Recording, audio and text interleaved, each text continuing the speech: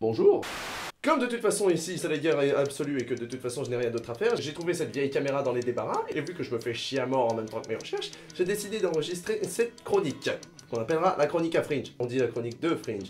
On dit pas la chronique à Fringe? Non, de Fringe. Tu dis pas un fils à pute. Oui, mais on dit une passage. Je me suis décidé à enregistrer seulement parce que je me faisais chier et aussi parce que j'ai décidé de partager un petit peu mes expériences. Donc si vous n'avez pas peur de perdre votre sanité mentale en regardant un peu tout ça, et si vous n'avez pas peur de trouver des choses infructueuses qu'on trouve parfois dans les univers parallèles ou dans mon lit, c'est une proposition. Je vous laisse libre cours de regarder cette chronique qui promet d'être extrêmement intéressante. Pour commencer, je vais expliquer quelque chose que j'ai découvert il y a pas mal de temps et à laquelle j'ai donné une définition propre, claire et précise.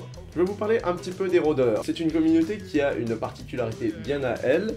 Elle n'a pas de double dans les autres univers, ce qui en soi est extrêmement rare. C'est une communauté qui a malheureusement disparu suite à un génocide organisé par le Terminal dont je vous parlerai un peu de temps après. Accessoirement, je trouve que les rôdeurs ont en bouche un goût de poivron ou de champignons frits.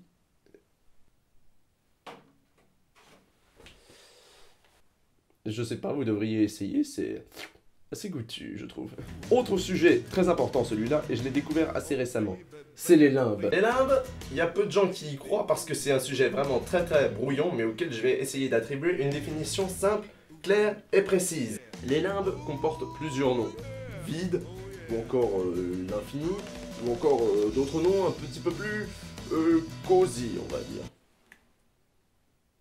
Selon moi, à l'œil humain, les limbes sont blancs, plats et totalement vides. Un peu comme ta femme. Ça, vous le disiez à personne. D'ailleurs, accessoirement, vous vérifierez un peu entre les jambes de votre femme si vous ne voyez pas quelques restes de ma part. Oh, mais on s'en bat les couilles! Accessoirement, cette caméra, j'ai décidé de l'appeler Bertha. Bonjour Bertha. Pour ceux qui se posent la question, oui, c'est un torchon sale. Ouh. Non, ce n'est pas la peine de me répondre, de toute façon, je ne vous répondrai pas. Mais faites silence, non de... Oh. Ouh. Oui, ça fait. Bertha, ce fut un plaisir. Mais ça, vous ne le disiez à personne.